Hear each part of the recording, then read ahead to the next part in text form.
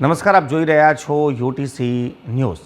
ગઈકાલે બપોરે 3:30 વાગ્યાથી મોડી રાત સુધી આઈઓસીએલમાં 3 વખત બ્લાસ્ટ થયા અને આ બ્લાસ્ટના કારણે આગ ફાટી નીકળી। આગ લાગવાના કારણે 3 થી 4 કર્મચારીઓ ઘાયલ પણ થયા અને એક કર્મચારીના મોતના સમાચાર પણ આવી રહ્યા છે।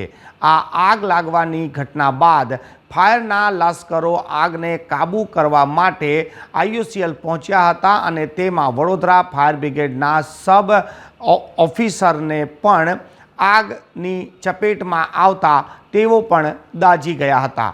તેમને રિફાઇનરીની જ હોસ્પિટલમાં સારવાર અર્થે ખસેડવામાં પણ આવ્યા હતા।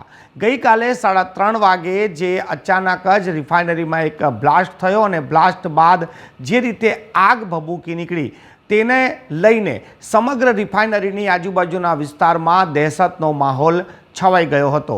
નંદેસરી પોલીસ મથકના પોલીસ કર્મીઓ પણ ઘટના સ્થળે પહોંચ્યા હતા। વડોદરા ફાયર બ્રિગેડ પણ ઘટના સ્થળે પહોંચ્યું હતું અને આજુબાજુના જે ફાયર ઓફિસરો છે, આજુબાજુની કંપનીના જે ફાયરના જે અધિકારીઓ છે તે પણ ત્યાં ઘટના સ્થળે પહોંચ્યા હતા અને આગ પર કાબૂ મેળવવાનો પ્રયાસ કરી રહ્યા હતા। ગઈકાલે 3:30 વાગે જે એક ધડાકો થયો અને ત્યારબાદ આગ ફાટી નીકળી। ત્યાંના રહીશોના જણાવ્યા પ્રમાણે મોડી રાત સુધીમાં 3 વખત ત્યાં ધડાકા થયા છે। એક બાદ એક જે ધડાકા થઈ રહ્યા હતા તેને લઈને આજુબાજુના લોકોમાં પણ દહેશતનો માહોલ ફેલાઈ ગયો હતો। 3 થી 4 કિલોમીટરમાં ફેલાયેલી આ આઈઓસીએલ રિફાઇનરીમાં અનેક ટેન્કો છે અને આ ટેન્કોમાં ખૂબ જ જ્વલનશીલ પદાર્થ પણ છે। તેને લઈને આજુબાજુના લોકોમાં એક અલગ જ ભયનો માહોલ છવાઈ ગયો હતો। પરંતુ ગઈકાલે સાંજે જ જે રીતે ડિઝાસ્ટર મેનેજમેન્ટ દ્વારા એક પ્રેસ રિલીઝ જારી કરવામાં આવી હતી તેમાં જણાવવામાં આવ્યું હતું કે આ જે ટેન્કમાં આગ લાગી છે તેના સિવાયની રિફાઇનરી રાબેતા મુજબ ચાલી રહી છે અને કોઈક મોટું જોખમ છે નહીં। આ પ્રેસ રિલીઝમાં તો કહેવામાં આવ્યું હતું કે 3 થી 4 લોકો દાઝ્યા છે, પરંતુ મોડી રાત્રે જાણકારી મળી કે એક કર્મચારીનું મોત પણ થયું છે। આ સમગ્ર ઘટનાને જોતા સ્થાનીય ધારાસભ્ય ધર્મેન્દ્રસિંહ વાઘેલા પણ ત્યાં પહોંચી ગયા હતા અને સ્થાનિકો સાથે અને જે લોકો ઘાયલો છે તેમના પરિવારજનો સાથે પણ ચર્ચા વિચારણા કરી રહ્યા હતા। મોડી રાત સુધી આ ખબર મળી રહી હતી કે આગ પર કાબૂ મેળવાયો નથી અને આજુબાજુના જિલ્લાઓમાંથી પણ ફાયરના અધિકારીઓને ત્યાં બોલાવવામાં આવ્યા છે, પરંતુ આજે વહેલી સવારે જે માહિતી મળી રહી છે તે રાહત આપનારી છે।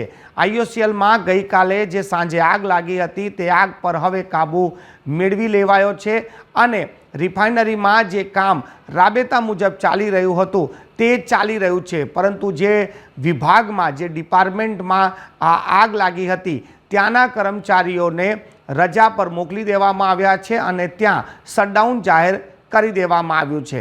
રિફાઇનરીમાં એમ તો સુરક્ષાના તમામ માપદંડોના અનુસરણ કરવામાં આવે છે, પાલન કરવામાં આવે છે, પરંતુ આ આગ કેવી રીતે લાગી તેની તપાસ હવે અધિકારીઓ કરી રહ્યા છે।